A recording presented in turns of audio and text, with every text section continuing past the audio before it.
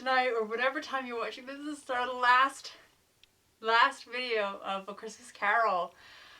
We are on the very last chapter and it's only about 8 pages. Can you believe that? You guys listened all the way through by the end of this video.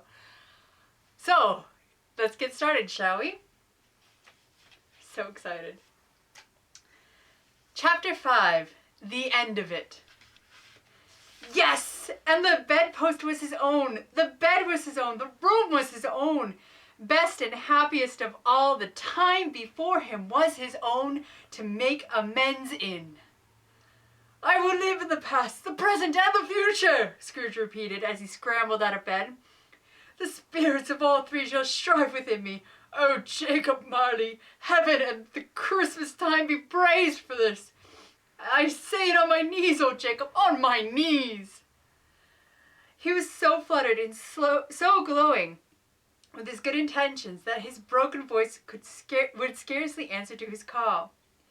He had been sobbing violently in his conflict with the spirit, and his face was wet with tears. "They are not torn down," cried Scrooge, folding one of his bed curtains in his arms. "They are not torn down, rings and all. They are here. I am here. The shadows of the things that would have been may be dispelled. They will be. I know they will be." His hands were busy with his garments all this time, turning them inside out, putting them on upside down, tearing them, mislaying them, making them parties to every kind of extravagance. "I don't know what to do," cried Scrooge, laughing and crying in the same breath, and making a perfect laocoon of himself with his stockings. "I am as light as a feather. I'm as happy as an angel. I'm as merry as a schoolboy. I am as giddy as a drunken man. A merry Christmas to everyone. A happy New Year to all the world. Hello here, whoop, hello!" He had burst into the sitting room and was now standing there perfectly winded. "There's the saucepan that the gruel was in," cried Scrooge, starting off again and frisking round the fireplace. "There's the door by which the ghost of Jacob Marley entered. There's the corner where the ghost of Christmas present sat. There's the window where I saw the wandering spirits. It's all right. It's all true. It all happened." Really, for a man who had been out of practice for so many years, it was a splendid laugh, a most illustrious laugh. Sorry, I can't make that cool of a laugh. The father of a long, long line of brilliant laughs. "I don't know what day of the month it is," said Scrooge. "I don't know how long I've been among the spirits. I don't know anything. I'm quite a baby. Never mind, I don't care. I'd rather be a baby. Hello, whoop, hello here!" He was checked in his transports by the churches ringing out the lustiest peals he had ever heard. Clash, clang, hammer, ding, dong, bell. Bell, dong, ding, hammer, clang, clash. Oh, glorious, glorious. Running to the window, he opened it and put out his head. No fog, no mist, clear, bright, jovial, stirring cold. Cold piping for the blood to dance to. Golden sunlight, heavenly sky, sweet fresh air, merry bells. Oh, glorious, glorious. "What's today?" cried Scrooge, calling downward to a boy in Sunday clothes who perhaps had loitered in to look about him.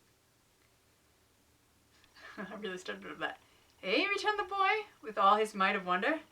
"What's today, my fine fellow?" "Today!" cried the boy. "Why, Christmas Day!" "It's Christmas Day," said Scrooge to himself. "I haven't missed it. The spirits have done it all in one night. They can do anything they like. Of course they can. Of course they can. Hello, my fine fellow." "Hello," returned the boy. "Do you know the poulterers in the next street but one at the corner?" Scrooge inquired. "I should hope I did," replied the boy. "An intelligent boy," said Scrooge. "A remarkable boy. Do you know whether they've sold the prize turkey that was hanging up there? Not the little prize turkey, the big one." "What, the one as big as me?" returned the boy. "What a delightful boy," said Scrooge. "It's a pleasure to talk to him. Yes, my buck." "It's hanging there now," replied the boy. "Is it?" said Scrooge. "Go and buy it." "Walk there," exclaimed the boy. No, said Scrooge.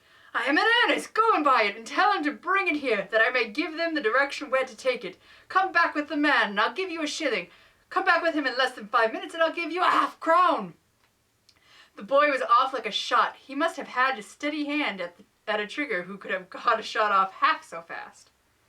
"I'll send it to Bob Cratchit's," whispered Scrooge, rubbing his hands and splitting with laughter. "He shan't know who sends it. It's twice the size of Tiny Tim. Joe Miller never made such a joke as sending it to Bob's will be. The hand in which he wrote the address was not a steady one, but write it he did, somehow, and went down the stairs to open the street door, ready for the coming of the poulterer's man. As he stood there, waiting his arrival, the knocker caught his eye. "I shall love it as long as I live," cried Scrooge, patting it with his hand. "I scarcely ever looked at it before. What an honest expression it has on its face. It's a wonderful knocker. Here's the turkey. Hello! How are you? Merry Christmas!" It was a turkey. He never could have stood upon his legs, that bird. He would have snapped him short off in a minute, like sticks of sealing wax. "Why, it's impossible to carry that to Camden Town," said Scrooge. "You must have a cab." The chuckle with which he said this, and the chuckle with which he paid for the turkey, and the chuckle with which he paid for the cab, and the chuckle with which he recompensed the boy, were only to be exceeded by the chuckle with which he sat down breathless in his chair again and chuckled till he cried. Shaving was not an easy task, for his hand continued to shake very much, and shaving requires attention, even when you don't dance while you are at it.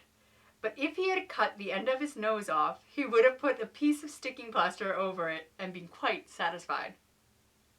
He dressed himself all in his best, and at last got out into the streets.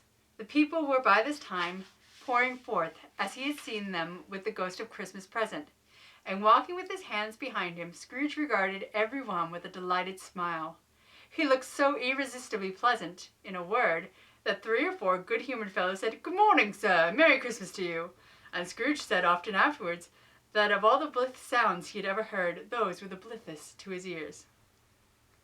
He had not gone far when, coming on towards him, he beheld a portly gentleman, who had walked into his counting-house the day before and said, "Scrooge and Marley's, I believe." It sent a pang across his heart to think how this old gentleman would look upon him when they met, but he knew that what path lay straight before him, and he took it. "My dear sir," said Scrooge, quickening his pace and taking the old gentleman by both hands, "how do you do? I hoped you succeeded yesterday. It was very kind of you. A Merry Christmas to you, sir." "Mr. Scrooge?" "Yes," said Scrooge. "That is my name, and I fear it may not be pleasant to you. Allow me to ask your pardon, and will you have the goodness—" Here Scrooge whispered in his ear. "Lord bless me!" cried the gentleman, as if his breath were gone. "My dear Mr. Scrooge, are you serious?" "If you please," said Scrooge. "Not a farthing less. A great many back payments are included, and I assure you, will you do me that favour?" "My dear sir," said the other, shaking hands with him, "I don't know what to say to such a munificent—" "Don't say anything, please," retorted Scrooge. "Come and see me. Will you come and see me?" "I will," cried the old gentleman, and it was clear he meant to do it. "Thank you," said Scrooge. "I am much obliged to you, and I thank you 50 times. Bless you!" He went to church and walked about the streets and watched the people hurrying to and fro, and patted children on the head and questioned beggars, and looked down into the kitchens of houses and up to the windows and found that everything could yield him pleasure. He had never dreamed that any walk, that anything, could give him so much happiness. In the afternoon he turned his step towards his nephew's house. He passed the door a dozen times before he had the courage to go up and knock. But he made a dash, and he did it. "Is your master at home, my dear?" said Scrooge to the girl. "Very nice girl, very." "Yes, sir." "Where is he, my love?" "He's in the dining room, sir, along with the mistress. I'll show you upstairs, if you please." "Thank ye. He knows me," said Scrooge, with his hands already on the dining room lock. "I'll go in there. I'll go in here, my dear." He turned it gently and sidled his face in round the door. They were looking at the table, which was spread out in great array, for these young housekeepers are always nervous on such points, and like to see that everything is right. Facts. "Fred," said Scrooge. Dear heart alive, how his niece by marriage started! Scrooge had forgotten for the moment about her sitting in the corner with the footstool, or he wouldn't have done it on any account. "Why, bless my soul!" cried Fred. "Who's that?" "It's I, your Uncle Scrooge. I have come to dinner. Will you let me in, Fred?" Let him in? It was a mercy he didn't shake his arm off. He was at home in 5 minutes. Nothing could be heartier. His niece looked just the same. So did Topper when he came in. So did the plump sister. Oh my god, I just realized that the guy named Topper, that's the name of the penguin from Santa Claus is Coming to Town. Anyways, that was a digression. So did Topper when he came in. So did the plump sister when she came in. So did everyone when they came. Wonderful party, wonderful games, wonderful unanimity. Wow. Wonderful happiness. But he was early at the office next morning. Oh, he was early there. If he could only be there first and catch Bob Cratchit coming late, that was the thing he had set his heart upon. Oh, he did it. Yes, he did. The clock struck 9. No Bob. 1/4 past. No Bob. He was full 18 minutes and a half behind his time. Scrooge sat with his door wide open that he might see him come into the tank. His hat was off before he opened the door, his comforter too. He was on his stool in a jiffy, driving away with his pen as if he were trying to overtake 9 o'clock.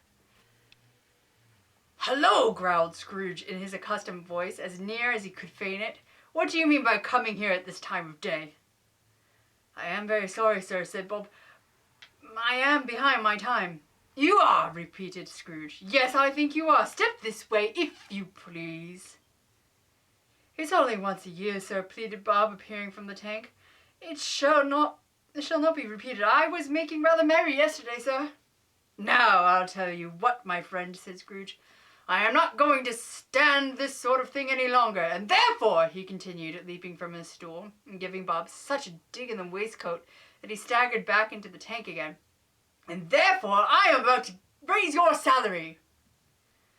Bob trembled, and got a little nearer to the ruler. He had a momentary idea of knocking Scrooge down with it, holding him, and calling to the people in the court for help in a straight waistcoat. "A Merry Christmas, Bob," said Scrooge with an earnestness that could not be mistaken, as he clapped him on the back. "A merrier Christmas, Bob, my good fellow, than I have given you for many a year. I'll raise your salary and endeavour to assist your struggling family, and we will discuss your affairs this very afternoon over a Christmas bowl of smoking bishop. Bob, make up the fires and buy another coal scuttle before you dot another I, Bob Cratchit." Scrooge was better than his word. He did it all and infinitely more. And to Tiny Tim, who did not die, he was a second father. He became as good a friend, as good a master, and as good a man as the good old city knew, and any other good old city, town, or borough in the good old world. Some people laughed to see the alteration in him, but he let them laugh, and little heeded them. For he was wise enough to know that nothing ever happened on this globe for good at which some people did not have their fill of laughter in the onset.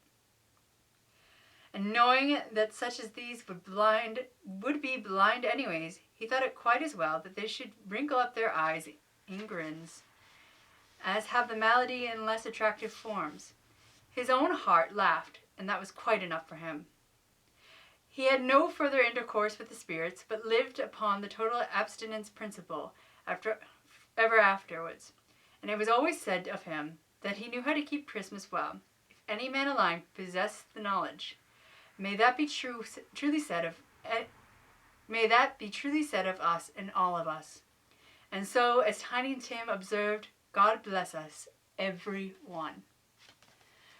So that is the end of A Christmas Carol by Charles Dickens.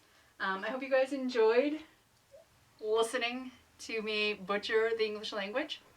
And if you guys want to do this again next year, I am very open to doing this again next year. It definitely has helped me work through a lot of my low-key depression of the fact that I'm not home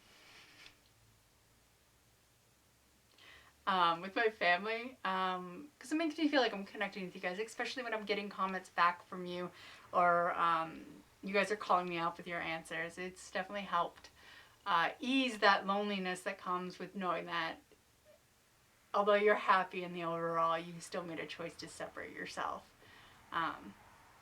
to be overall happy. So yeah, if you guys want to do this again, I'm open to it. Of course, I would love to have book suggestions. Obviously, preferably Christmas, but if you have another type of book that you think would be fun to read or listen to during the season, and just to like talk about, and I can make up other questions like I did this year with this one, kind of themed around the chapters, that would be wonderful. I wish you guys a Merry Christmas, a Happy New Year, and a happy holidays in general, because I don't know all of them, and New Year's and Christmas are the ones I celebrate, so that's a little selfish, but whatever. Happy holidays, guys. Stay warm this winter, stay safe, and let's keep doing our best. Bye.